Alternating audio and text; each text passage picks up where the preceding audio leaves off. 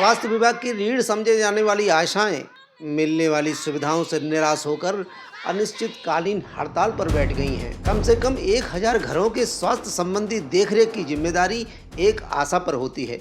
ज्यादातर आशाओं को औसतन 2 से 3 हजार रुपए की प्रोत्साहन राशि ही प्राप्त हो पाती है। व्यवहारिक रूप से देखा जाए तो काम के अनुसार इनको मिलने वाली प्रोत्साहन राशि वाकई कम है। आप आशा हैं? जी, मैं आशा वर्कर्स हूँ। मेरी सरकार से मानदेय को लेकर शिकायत है। हम आशाओं पर काम को लेकर तो बहुत दबाव किया जाता है। पैसा समय से नहीं मिल रहा है, पूरा भी नहीं मिल रहा है, उसमें कटौती कर करके मिल रहा है। तो हम सरकार से यही कहना चाहते हैं कि हमें निश्चित मानदेय कर दिया जाए हमारा। अच्छा, हाँ। अभी कितना है मानदेय? अभी काम के आधार पर मिल जाता है और काम के ऊपर है, जितना काम कर लो उतना मिल जाता है, उसमें भी कटौती होकर मिलता है, हमें पूरा पैसा भी नहीं मिलता है।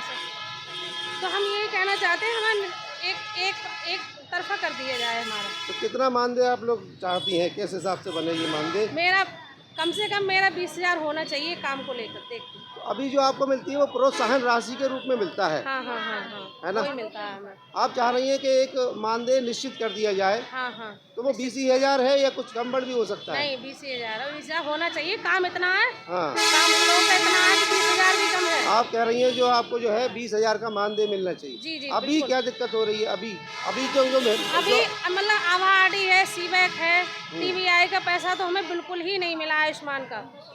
और जो 1500 रुपये आता है उसमें भी दिक्कतें बहुत आ रही हैं। उसमें क्या दिक्कत आ रही है?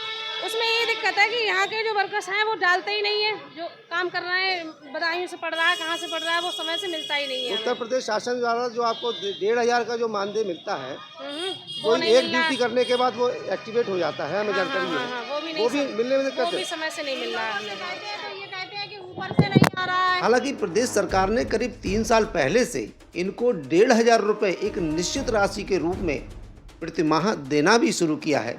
शर्त यह है कि महीने में कोई एक कार्य निष्पादन जरूर किया जाए, जो कि ये कर ही लेती हैं। इनके कामों का हिसाब किताब CHC स्तर के एक BCPO यानी ब्लॉक कम्युनिटी प्रोग्राम ऑफिसर रखता है।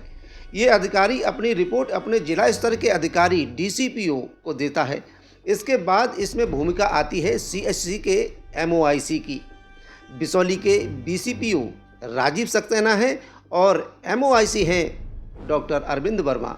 जानकारी के अनुसार डॉक्टर अरविंद वर्मा के पदभार संभालने के बाद आशाओं को मिलने वाली प्रोत्साहन राशि और प्रदेश सरकार के द्वारा मिलने वाले निश्चित 1,500 रुपए मिलने में रुकावट आने लगी है। और कोई बताइए, आप बताओ। इस महीने का हमारा जो राज्य सरकार 1500 रुपये देती है वो इसी CSC पे काटा गया है। हम सब आशाओं का, संगनी का भी। वो क्यों काटा गया है ये जवाब दें ये हमें। आपको जानकारी है किसके द्वारा काटा गया है, कहाँ रुकावट क्या आ रही है? अभी अधिकारी यहाँ जो पेमेंट बनाते हैं बता नहीं रहा है हम लोग। हमें ये पता नहीं लग रहा है, वो काट दिया गया है हमारा।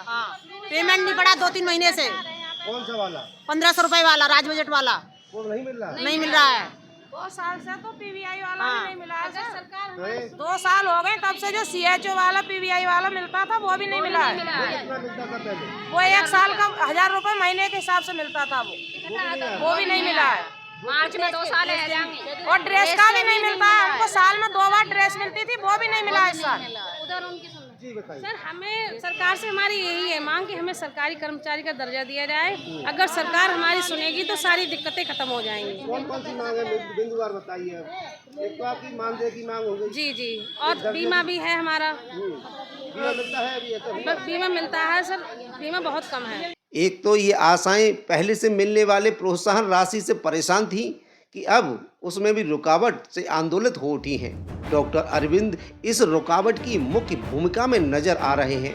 बिसौली जैसी परेशानी अन्य किसी ब्लॉक में देखने को नहीं मिल रही है। साथ ही सूत्रों की माने तो डॉक्टर अरविंद वर्मा इन आशाओं की प्रोत्साहन राशि से कुछ स्वयं के लिए भी आशा लगाए बैठे हैं और जानबूझकर वो समस्या खड़ी कर रहे हैं। स्वास्थ्य विभाग की बात हो और डॉक्टर पंकज शर्मा का जिक्र न हो, ऐसा संभव नहीं। डॉक्टर पंकज शर्मा के MOIC रहते समय आशा स्तर के किसी ऐसे मामले में दखल का कोई मामला सामने नहीं आया था। पिछले MOIC जो पंकज शर्मा थे उस दौरान ऐसी कोई समस्या आई थी? नहीं आई थी।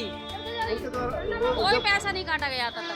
तो ये जो आपके मानदेय की जो रुकावट है वो पीछे पंकज शर्मा जब MOIC रहे थे तो कोई रुकावट नहीं, ऐसी कोई उनके नहीं ऐसी रुकावट समस्या आई। देखने को नहीं मिली थी। नहीं नहीं नए MOIC के आने से ये समस्या पैदा हुई है। जी 2 महीने हुए आए तब से पैसे ही कट गए 2 महीने आए हुए हैं उससे पहले पैसे काट लिए गए 1500 रुपए